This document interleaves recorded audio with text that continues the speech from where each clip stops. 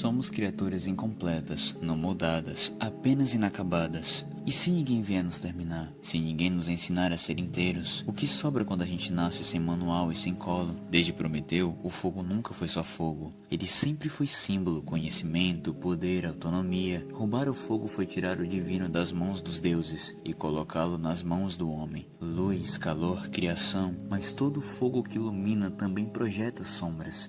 E toda criação cobra um preço. E é aqui que entra Frankenstein na visão de Guilherme Del Toro. Não como um filme de horror tradicional, mas como um poema trágico sobre responsabilidade, abandono e empatia. Victor Frankenstein é um Prometeu moderno, não movido por ódio, mas por ambição. Ele quer criar vida, ultrapassar limites, ser autor. No laboratório, Victor acredita que pode substituir a natureza, que pode corrigir o mundo, que pode controlar o resultado, mas a criatura revela algo que ele nunca calculou. Criar algo é assumir aquilo para sempre.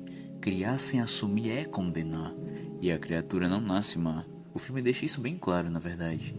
Ela nasce vazia, como uma página em branco, como alguém que chega ao mundo sem pedir para existir.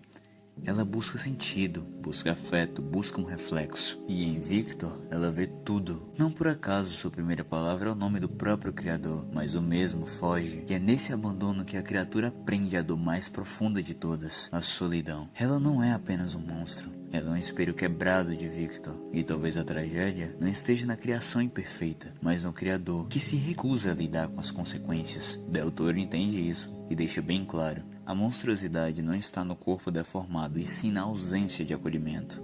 A criatura não pergunta por que vai morrer. Ela pergunta algo bem pior. Se ela merece estar viva. É a angústia de quem não pediu para nascer, mas precisa carregar o peso da própria existência. E aqui, Frankenstein conversa com Prometeu e com Hamlet. Prometeu cria e é punido. Hamlet existe e questiona. A criatura faz as duas coisas ao mesmo tempo. Ela existe e sofre por isso. Essas histórias formam um triângulo moral: criar, ser, questionar. E todas elas chegam à mesma pergunta: o que fazer com o poder que reivindicamos? Na leitura de Guilherme Del Toro, Frankenstein deixa de ser horror e vira luto. Um filme sobre pais que abandonam, sobre criadores que fogem, sobre filhos que pagam a conta.